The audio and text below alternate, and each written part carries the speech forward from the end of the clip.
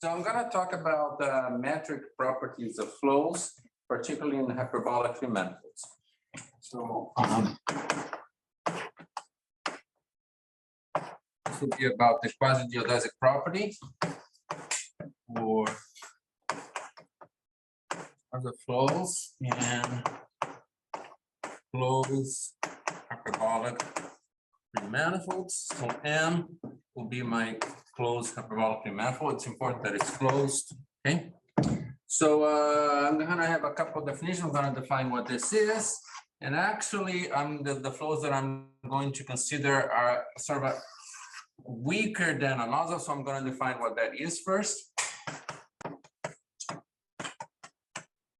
So a flow is a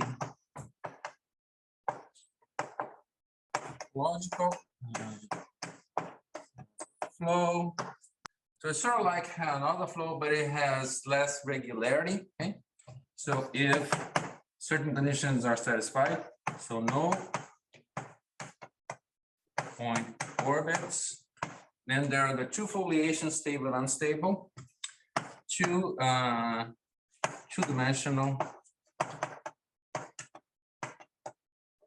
foliations, stable, unstable, which are logically transverse, flow saturated. Once a point is in a leaf, then the whole flow line is in that leaf. And then the sort of the stable and unstable properties. So in a leaf, the stable foliation, the flow lines converge. In future time, they're forward asymptotic. And in the unstable foliation, they are backwards asymptotic.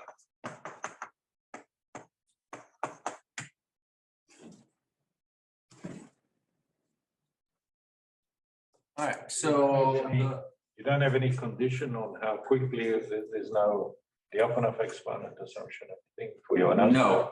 No. So and these are C0. I mean, yeah. What's with the C0 foliation? But you know there's a flow. That is, I mean, if it's C0, then you don't necessarily know that you can. Well, I mean, if you have a vector field. Yeah, it's a vector field. Right. So yes. Sorry. Thank you so much. Oh, okay. Forgot one. Yes. Yes. The flow lines are C1. C1 curves. Okay. Yeah. Thank you so much. Yeah, I forgot that.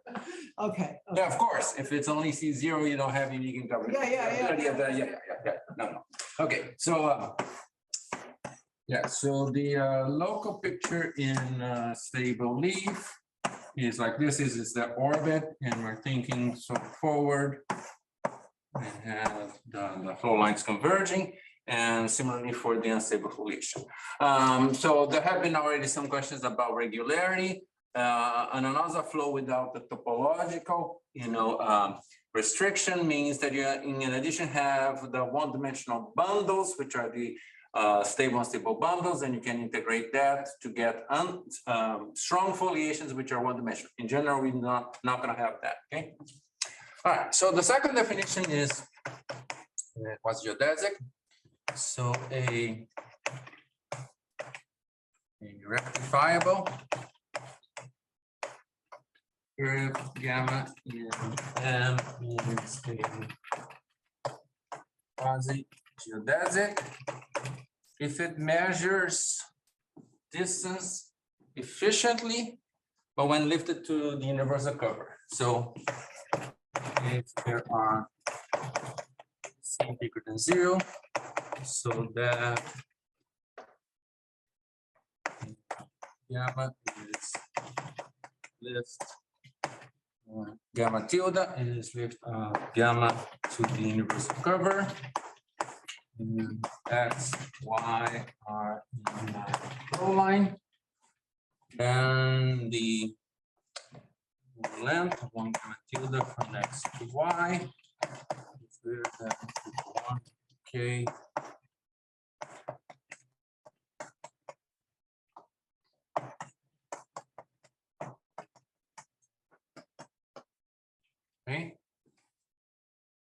Right, so these are the inequalities for quasi-isometric behavior. The way it's phrased here, this is one is trivial because length is always bigger or equal than the distance. This is the one that's important. Okay? Why do we care about this? So, and this is a definition that works, in any actual metric space, geodesic metric space. So in hyperbolic manifolds, quasigeodesics are a bounded distance from geodesics in hyperbolic manifolds. Geodesics minimize length. So in hyperbolic 3 space, the of them is going to be hyperbolic 3 space. So here's my quasigeodesic. There's a geodesic. And this distance here is less than or equal than some constant. This bounded distance depends only on the K and C. Okay? So in particular, they have unique ideal points, which are distinct. Okay? And let me mention why they're interested in this quasigeodesic is that, for example, quasigeodesics are extremely useful in hyperbolic manifolds by works of Mostow, actually in any dimension, then Thurston, and many others.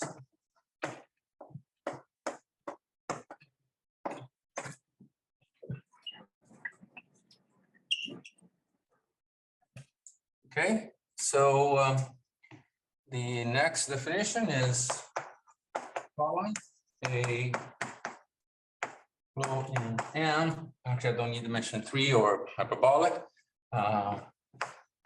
without orbits is quasigeodesic if all lines are quasigeodesic.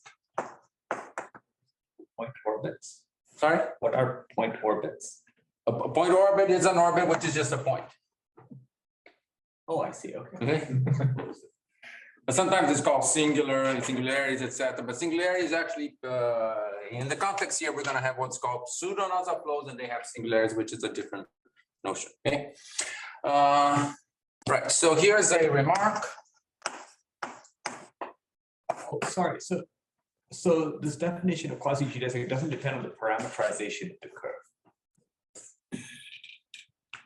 Right. Okay. So this is, yes, so this is length along, no, so we start with the rectifiable curve, yes, and obviously that the trivial inequality there also is related to the parameterizing by, the length along the curve, okay? Well, in compact, if you're in compact manifold, then it's going to be, but anyway, let's not get into that. Right, so pseudo Anosov flow, let me just say, pseudo Anosov flow allow P-prong singularities, where instead of just like a two-dimensional set, here would be, for example, a 3-prong. So this would be a stable leaf. There's a 3-prong. There are 3 sheets coming in. Okay? And this actually allows for a lot of flexibility. There's many more, in terms maybe there are many more pseudo-Anosov flows than there are Anosov flows in manifolds. So first remark, this is by Mosher. These prongs, can be anywhere. How many of them could there be? So there's finitely many, and they have to be closed orbits. Yeah, yeah. So Mosers said proved, and it's not too hard, if phi is pseudo-Anosov in M3 closed hyperbolic plus phi quasigeodesic. And this, there are lots. For example, suspension. So there are 3 manifolds that's fiber with a circle, which are hyperbolic. And the suspension flow is suspension of pseudo-Anosov homeomorphic to the surface. Suspensions are always quasigeodesic. Okay? So there are examples like this, and there are lots of examples which are also not suspensions. But what he said is that this flow is uniformly quasigeodesic. So the definition says for every flow line, there's a KC. Here is saying, okay, in hyperbolic 3 manifolds, if there's every flow line, there's a KC, there's a global KC that works for all. Okay. This was also generalized by Caligari. A quasigeodesic flow in M3 closed hyperbolic implies uniformly quasigeodesic without assuming pseudo-Anosov. Okay. All right. So the question I'm going to just terminology. What do you mean by closed? Compact hyperbolic manifold is a closed hyperbolic. What is it? What else do you know? Sorry? What is a closed hyperbolic? Closed hyperbolic manifold.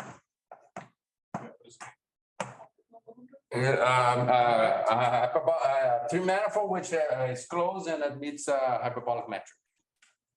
That can have boundary? No, no boundary. Okay, so just Here it's always closed. Okay, unless I take the universal cover, which I'm gonna do. Okay, at some point. Okay, so can it have cusps? no cusps. Okay, all right. So compact. Well, closed is compact. Okay. No. So the question of a cusp is actually very relevant, but the theory is not well developed, even for general pseudo-Anosov. I understand. Compact. Compact, yes. All right. So question.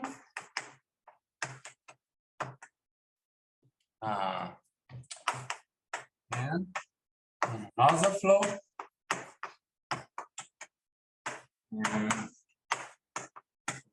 Manifold is closed. The quasigeodesic. As I refer to here, the answer is yes if you allow for pseudo-Anosov. There are examples, but the question of whether an Anosov flow could be, was open until now. This is I'm going to answer today. There are examples, and I'm gonna talk about that. Okay? Right. So. Can I ask? I mean, if I take the geodesic flow. Right. That's quasigeodesic. Yes, but the manifold is sort of the opposite of being hyperbolic. The manifold is cipher fiber. It has lots of Z plus Z's.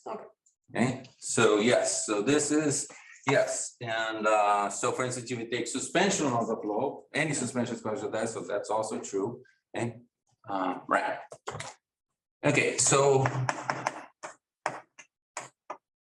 in general, the answer is no. And for that, I need to introduce a concept of what's called mark cover. This, I'm going to say what this is because it's relevant. It turns out that the flows are covered and it's not going to be quasigeodesic. Okay. So what does this mean? So let F be a regulus. This is a question on the metric. Is the metric the free variable? Sorry? Quasigeodesic for some metric? Or? It doesn't matter. It doesn't matter because the manifold is compact. So if you change the metric, it may change your constant. So it doesn't matter. Okay. But I was talking about hyperbolic. Okay. In general, it matters. In hyperbolic manifolds, it's unique metric. Right, so rabless foliation means that the leaves in the universal cover, so leaves of the lifted foliation are properly embedded planes. Another way to think about this is that the leaves are pi1 injective, leaves in manifold are pi1 injective. And the leaf space, the lifted foliation, so I'm gonna collapse every leaf and universal cover to a point. This is, turns out it's a one manifold. It's simply connected, but may or may not be housed.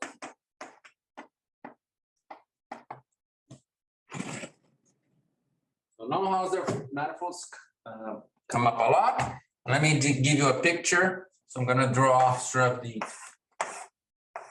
should think of the leaves as going from the board into the room. Okay, so this is a collection of leaves, which is limiting to two distinct leaves. So this is non-Hausdorff. Okay. Sorry? Why is it not? Yeah, the way I'm drawing here, I'm having this collection of this leaf, which is limiting to this leaf 1, and this leaf as well. Okay. Sorry? It's like the double point in the quotient.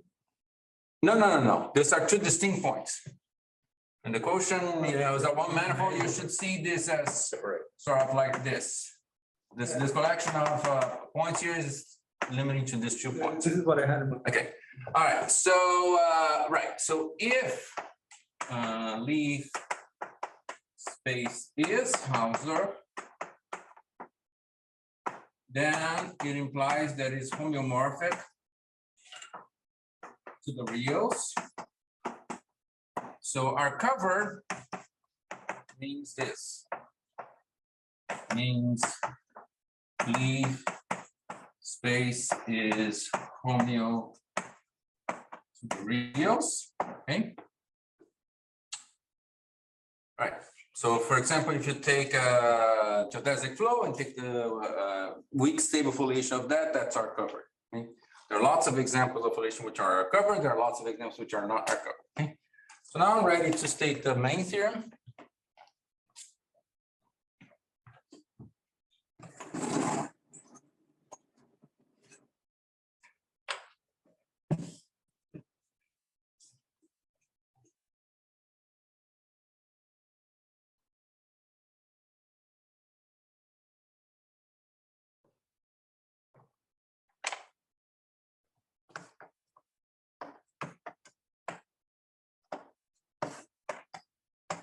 Start with nozzle flow and 3 close hyperbolic. Then the flow is quasi-geodesic if and only if the flow is not uncovered. And I'm going to say, what does it mean for the flow to be uncovered? So the flow is uncovered if the stable foliation or the unstable foliation is uncovered. So this is a two-dimensional foliation which satisfies that property that it's rabless. And if, say, the stable foliation is uncovered, we say that the flows are covered. If one of them is uncovered, it implies that the other one is uncovered as well. So it doesn't matter. Okay? So this is a statement. Okay? So I'm going to, before I talk a little bit about the proof, how it goes, I'm not going to have so much time to do a lot of details. I'm going to talk about examples and applications of this result. Okay?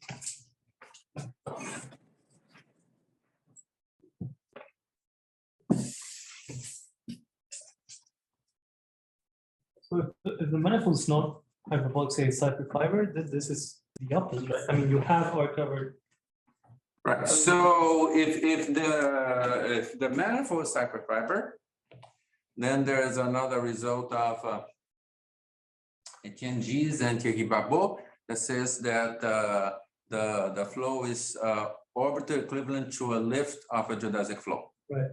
So it's always R covered. Right. As you know, if you have something which is R covered, any lift of it is going to be R covered. And those are quasi-geodesic too. And those are quasi-geodesic as well. Okay, it's not hard to do.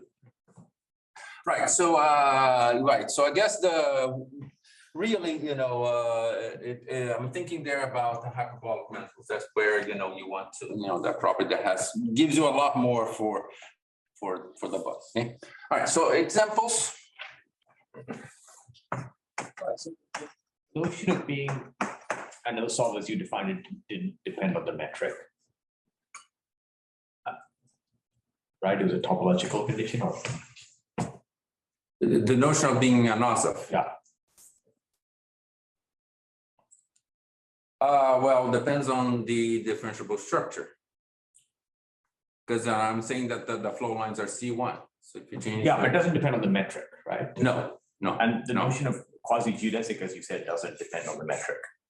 Right. So what is the significance of being hyperbolic in this statement? Okay. Well, I mean, if you have a manifold which, you know, a hyperbolic manifold with any metric, it doesn't matter. But so what's its significance is the hyperbolic 3 manifolds are the most common amongst irreducible 3 manifolds, closed irreducible 3 manifolds.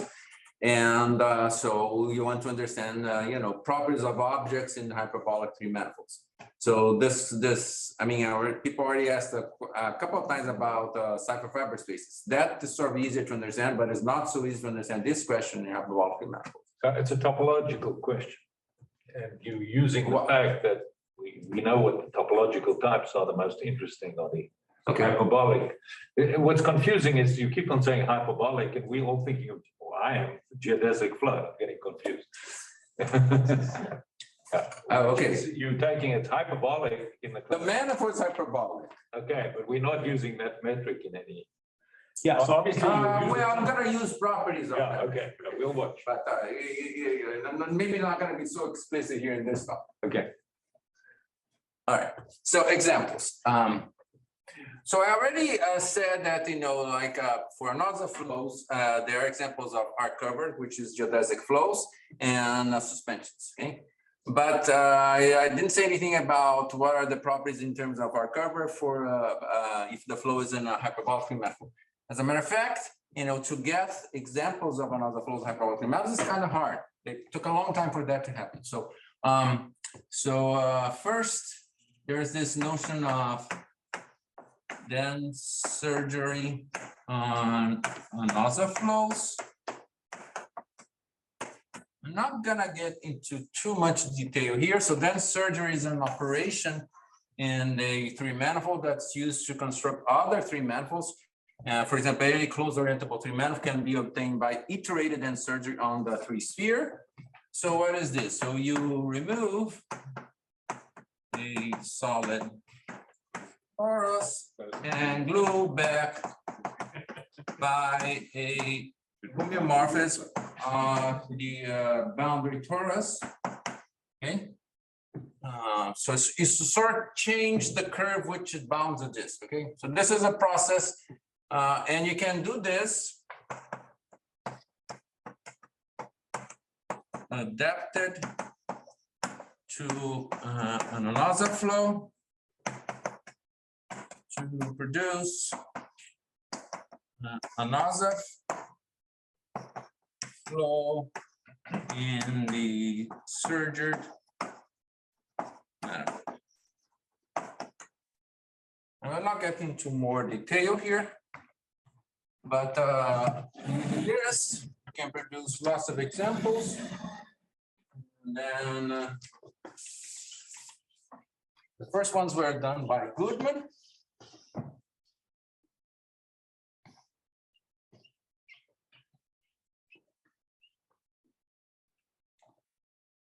So using surgery, Goodman these examples. Anosov flow where the manifold, underlying manifold, is hyperbolic. And just to clarify why some of us got confused, or at least I got confused, is I'm used to the geodesic flow on the tangent space of a hyperbolic manifold. And that's not what we're doing here. No, not at all. Manifold, not on the tangent. No. And so you're trying to put a Anosov flow on this 3-manifold, Right.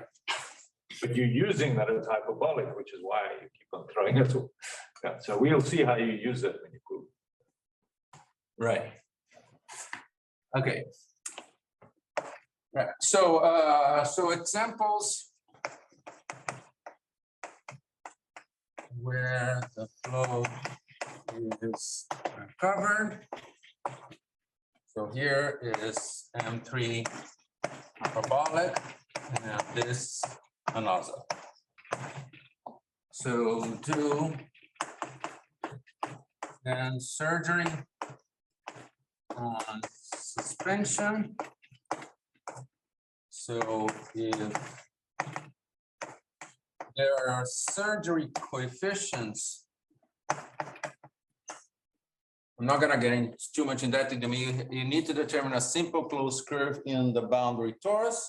A simple closed curve is determined by two integers. And if the n is big enough, then the resulting manifold is hyperbolic. And like I said, you can do this dense surgery along the flow, and the flow is Anosov. And then it's a result that this flow is hyperbolic. So there are examples of our cover Anosov flows in hyperbolic manifolds. It's not every contact Anosov flow also recovered. Yes. So there's that. That came much later. That came 10 years ago or something. But so the proof that they are contact was by Fallon and Hasselblad, but the proof that they are Anosov was really by same technique, dense surgery. Okay. Right. So none are covered. So if M3 closed hyperbolic is non-orientable, then the flow, another flow there is not recovered.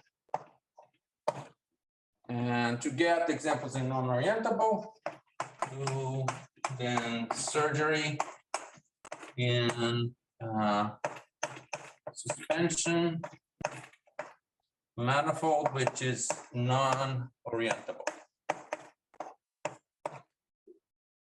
If you start with suspension so that the monodromy reverts the orientation, then the suspension manifold is non-orientable. If you do any dense surgery, it's still gonna be non-orientable. Okay? So this was, known for like 25 years, but now very recently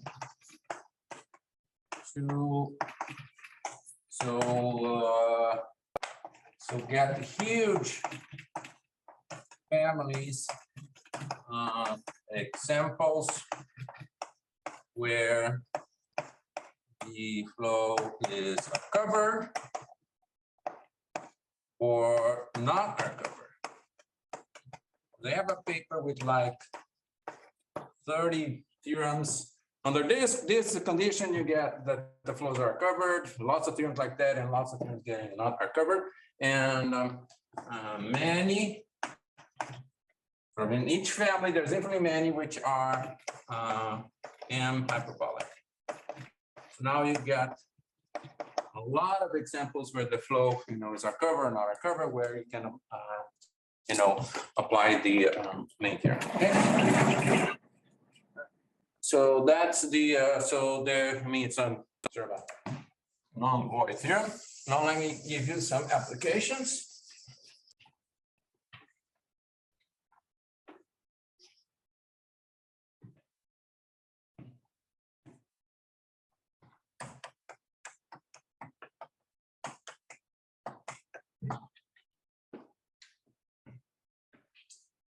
So for A, I'm going to talk about existence of quasi-geodesic flows. Okay, so A, suppose that M hyperbolic, manifold which is hyperbolic, admits Anosov flow, then up to a double cover I admits, sorry, M admits a quasi-geodesic flow. It may be in M or in a double cover. So this is fairly simple. Let me explain. So if the flow is not covered, so there are two possibilities, right? So we're covered or not. If it's not covered, then the flow is quasi-geodesic and we are finished. Now, if the flow is uncovered, then it's not quasi-geodesic. So then I'm going to do something different. So up, double cover, the stable foliation. I'm going to use the stable foliation. You could have done the unstable foliation. So up to a double cover, where this foliation becomes transversely orientable.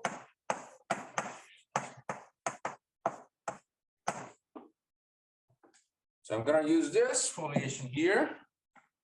Then by results of Thurston, Sergio Fenley, and myself. This foliation admits a flow transverse to it, which is going to be quasi-geodesic. So there is psi flow transverse to this foliation, which is pseudo-Anosov and quasi-geodesic. So Thurston proved this for hardcover foliations which have a certain property, and turns out that if you have an Anosov foliation, which is hardcover, is going to have that property. It's being as what's called a slithering.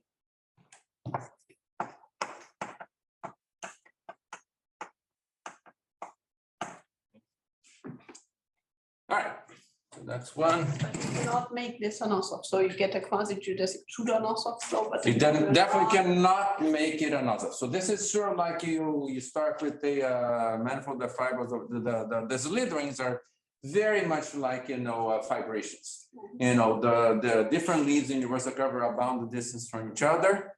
So then there is this analysis, what's called the universal circle of the foliation.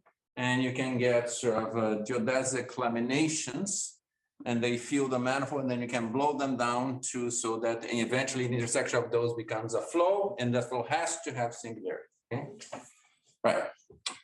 So that's one. I have two more.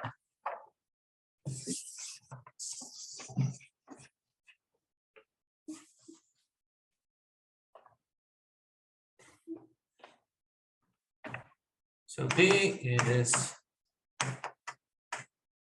continuous extension leaves. This is related to the Cannon-Thurston map associated with fibrations. So F ray plus and M3 hyperbolic. So there's a theorem of Condell which uniformizes the leaves. There is metric in M so that leaves are hyperbolic. So then if you have a leaf universal cover, we can think of that the embedding of this leaf into the universal cover as being a map from H2 into H3. So the continuous extension is, does this map extend to the boundaries?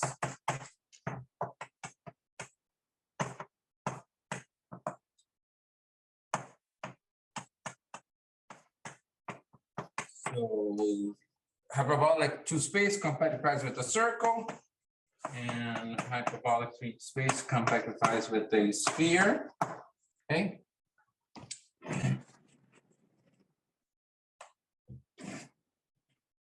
So let me state the result. So the famous result of Cannon-Thurston says that if you start with the foliation, which is a vibration with a circle in the manifold hyperbolic, then when you live to the universal cover, the leaves extend to the compactifications, and the map restricted to the ideal circle is a sphere filling curve. Okay? Those are what the Cannon-Thurston maps. Okay? So here's the theorem.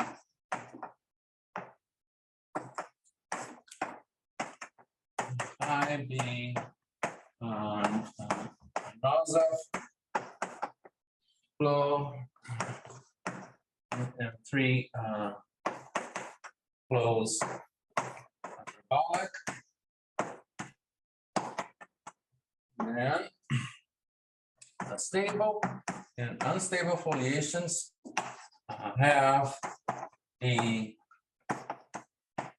continuous extension property. I'm going to say just a couple of words here. Okay, so suppose the flow is not the uncovered case is by the results of Thurston, blah, blah, blah. It's sort of like the Cannon-Thurston original thing for vibrations. Okay.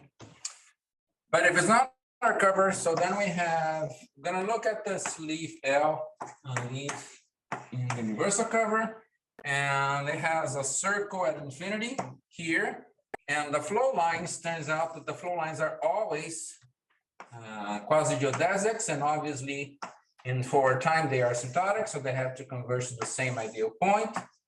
And every other point in the circle at infinity is the ideal point, the backwards ideal point of a single flow line. Okay.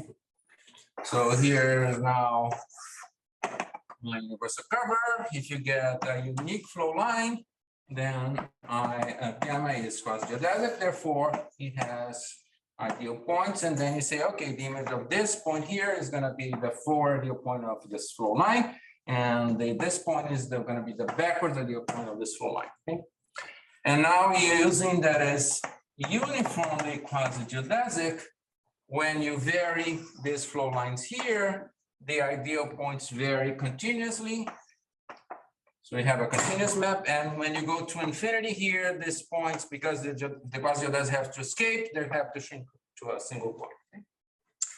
Right. So last application.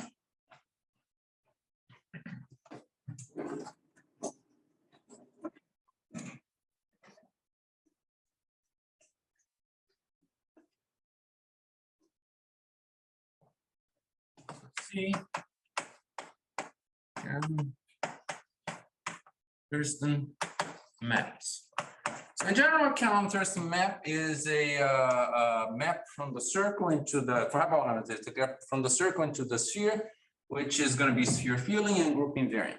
Now, the individual leaves are not going to give you that, but you sort of can collate all of them to get something like this. So I need a couple of facts. Right. So this is Anosov. Then we have the lifted flow in the universal cover, the orbit space,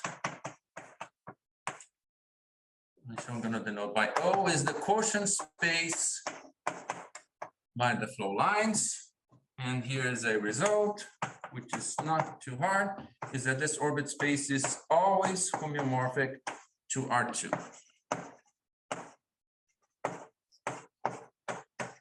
So topologically, the flow is like a product. Geometrically, and I'm going to go back to the favorite example of a lot of people here, geodesic flow. It's not a product because you have geodesics, so when you lift in your curve, they go in totally opposite directions. If you got a geodesic corresponding to a closed geodesic in the surface going one direction and going the opposite direction, they are bound distance, but the direction where the flows, it's opposite. Okay? So geometrically, this is not a product, but topologically it is. I'm not going to get into the structure here, probably not in this talk, but there is a canonical way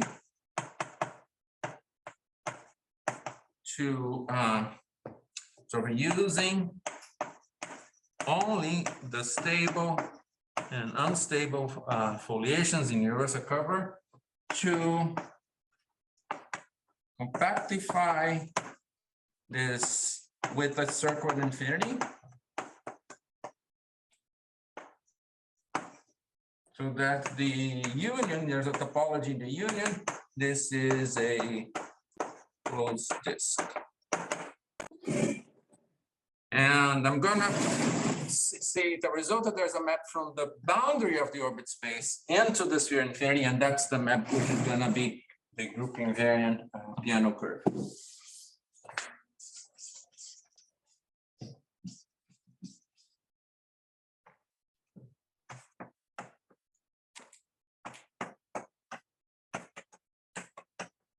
Start with another flow. 3 hyperbolic. So there is a canonical map, it's called 5, from the boundary of the orbit space into the sphere infinity, which is continuous and I1 of m equivariant. Yeah, I should say that the I1 of m acts on the orbit space, obviously, because it takes flow lines to flow lines. And this configuration is done so that it acts naturally on the boundary as L of the orbit space and also on the compactification. Okay. So there's this is by one equivariant, and therefore implies that the image is going to be the whole sphere.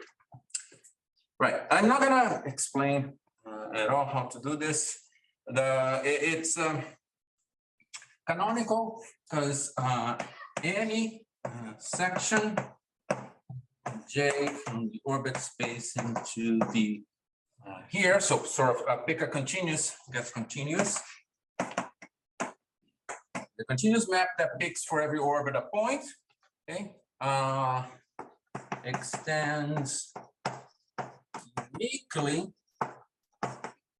to J bar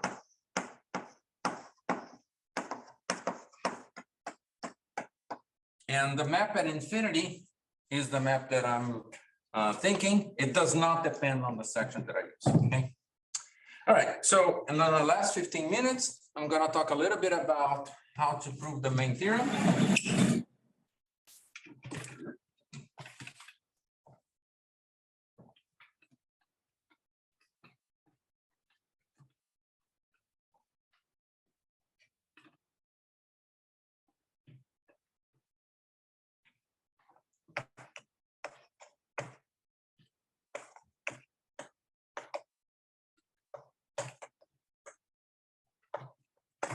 So there are 3 main steps. First, the cover case. Second, if so a condition that is necessary and condition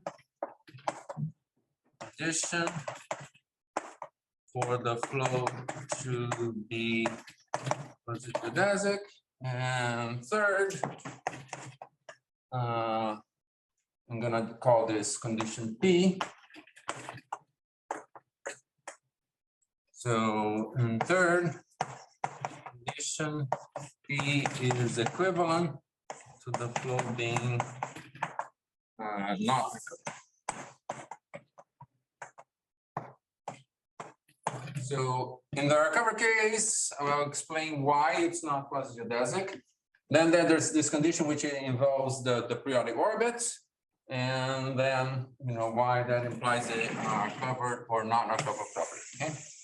So can I ask a question before you go on? So in theorem C, I mean, the current Thurston examples were constructed for another situation. Yeah. How is this generalizing the construction?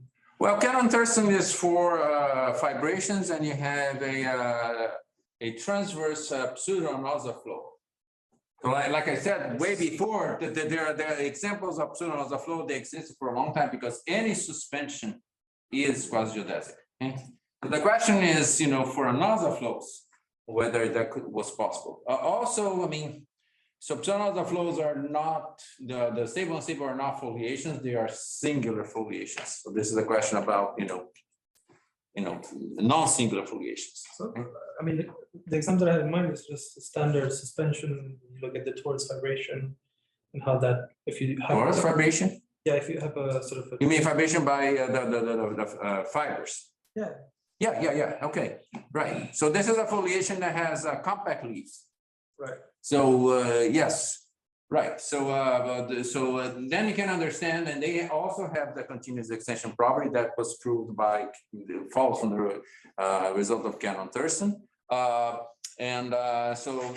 Anosov foliations. So now I'm talking about, say, the theorem B. So Anosov foliations have a difference that they do not have any compact leaves. And this is, I'm not going to get into the details here, but compact surfaces in hyperbolic 3-manifolds are actually, they were studied by Thurston. They are either virtual fibers, or they have a very good geometric property. They are quasi-Fuchsian, they are quasi-geometrically embedded, and so on. That helps to, analyze a lot of these properties. Right, so, yeah, I'm not sure I'm going to get to 3, but let's see. So first one. So, right, so this is going to detect something that is a problem for this quasi-geodesic behavior, and we'll bring up, the property of M being hyperbolic. Okay, so We're waiting. yes, thank you, Peter. So are covered. So first of all, notice that I can take finite covers. It does not affect the question of whether the flow is going to be quasi-geodesic or not. Okay, so I'm going to assume that the stable foliation is transversely orientable. Then there's a property. This is for M hyperbolic and Anosov flow, which is our cover. Every periodic orbit is really homotopic to infinitely many other periodic orbits. And this will be the problem with being quasi-geodesic. So let alpha 0 be periodic orbit, and this is really homotopic to alpha n for n actually in Z to make more sense. All right, so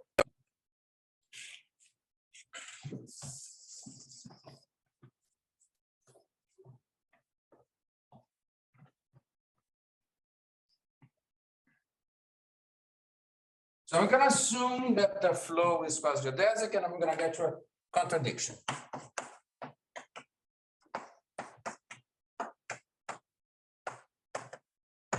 This I'm going to show that's not possible.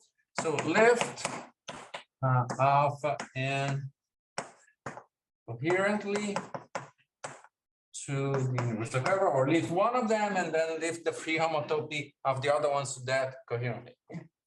So if you do that,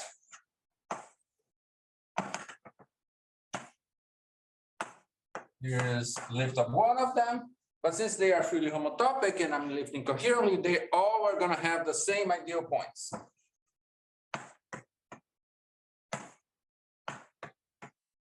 Okay, so in tilde, they all have same ideal points. But they are uniformly quasigeodesic, because I'm assuming that the flow is quasigeodesic, therefore it's uniformly quasigeodesic. Okay, so they are all bounded distance from the single geodesic. So here I'm using the property that M is hyperbolic. This is one place. Okay. If they are bounded distance, then there's infinitely many, they accumulate.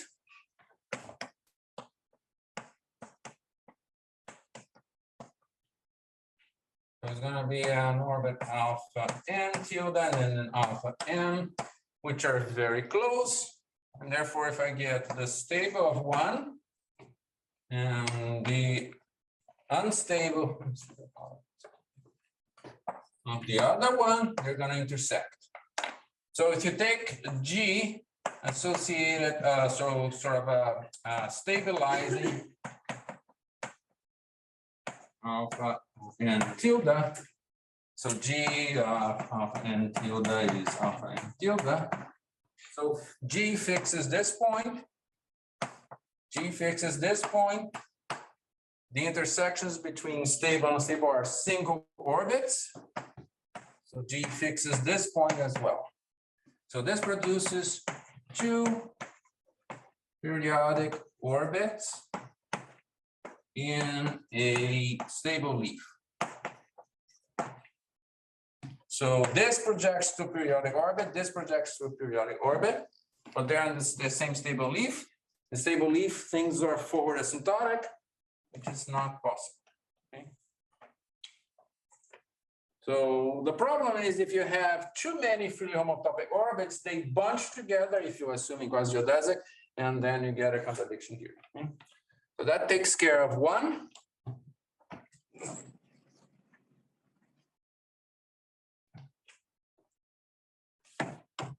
Where did the infinitely many come from? Sorry. Where did the infinitely many come from? Ah, right. So this is a result. It comes from the, if it's are covered, then the orbit space has, there's a model for it in hyperbolic mathematics, which is like this. So it's R2, I'm gonna write it as an infinite strip, and my stable foliation is this, and the unstable foliation will be this. You can prove that has to be like this, okay? So here's a periodic.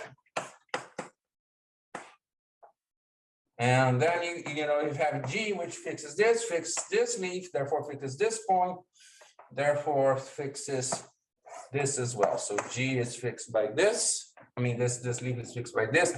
And then you go along the unstable, it sort of fixes this point here, and therefore fixes this as well. Therefore, G fixes this point and fixes this point. Fixing a point in the orbit space means that when you project to the manifold, you have a periodic orbit. And then you can iterate.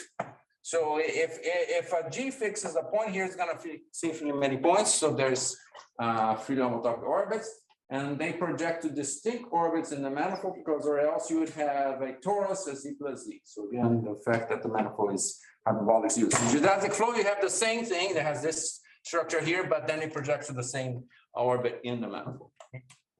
Right. So two.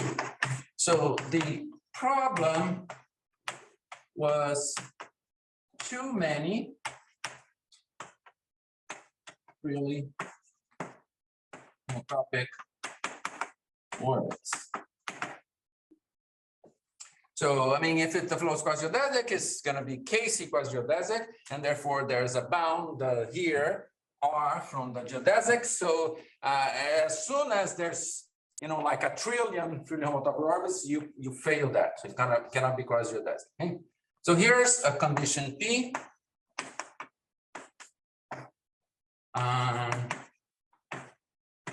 upper bound on the sets of pairwise freely homomorphic orbits. Okay. Maybe it's very big, say 1 trillion. Okay. So theorem Anosov in M3 hyperbolic, then this flow is quasigeodesic if and only if the flow satisfies condition P. This direction is that argument. This, the other direction, actually getting quasigeodesic, it's the one that's very hard, which I'm not even going to get into here. So I'm going to devote the last 2 or 3 minutes to talking about 3.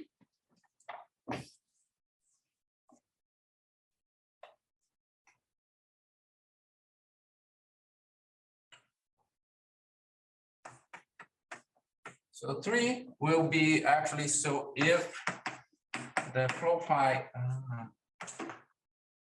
fails condition P, then implies that the P is R covered.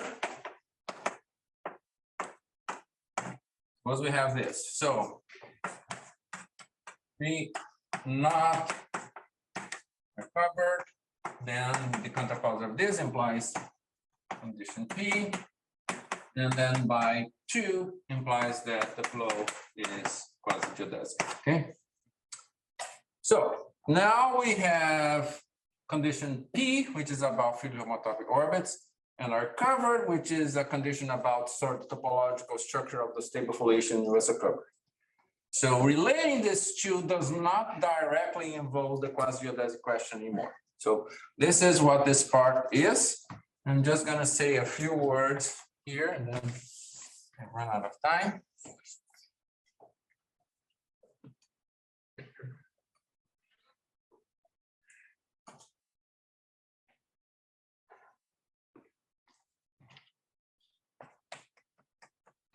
So suppose this fails condition P. So I don't have much time, so I'm just going to do it super, brief and rough. Okay. So there are big sets of 3 homotopy. So free homotopy, you can write it as an annulus here, say alpha 0 to alpha 1. Homotopy. And then what I want to do is I want to stack these things together. So you can get bigger and bigger sets. Now lift the universal cover. I'm gonna get this sort of things here. These are called bands. And if I choose them appropriately, which I'm not going to have time to get into, so you take the limits and you're going to get walls which are infinite. So now I'm going to get things which are infinite. These walls have sort of very good geometric properties. Okay. So then you're going to look at the projection, say a wall L here, pi of L. So if no transverse self-intersection, and you get a lot of properties. This implies that when you project to the manifold and you take the closure, this is going to be a lamination in M, and then after more work, you imply that the flow is are covered.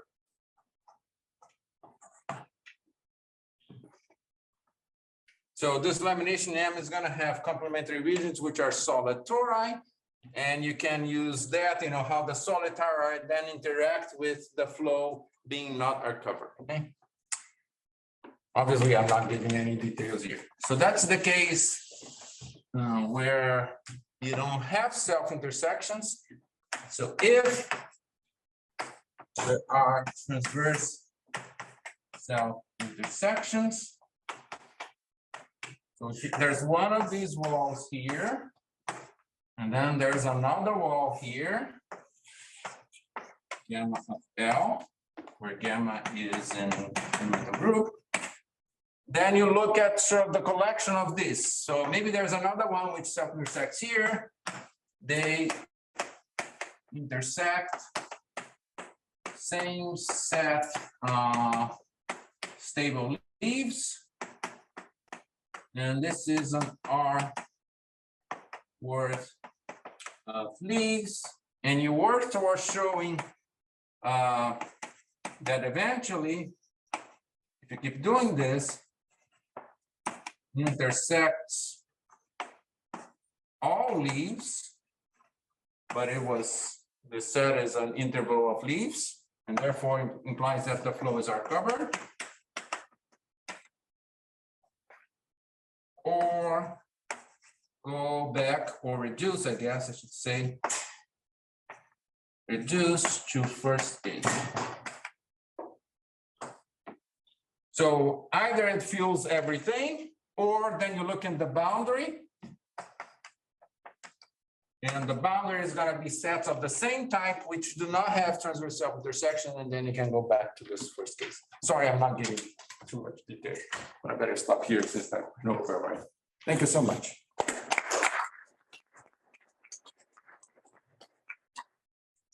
You just clarify one point from the Sure. So the assumption is that the topological manifold carries a hyperbolic Yes. structure, and you used it to prove the theorem. If I'm given a hyperbolic manifold of this type, you said the examples which have an Anosov and the examples which don't, or No, so I was talking about, so that was with relation to this kind of quote unquote R cover property. yes. So I was saying that there are examples where there are Anosov flows which are R covered, and there are examples of manifolds which have Anosov flows which are not R covered. It's not saying whether a manifold has an Anosov flow or not. And do you know where that does?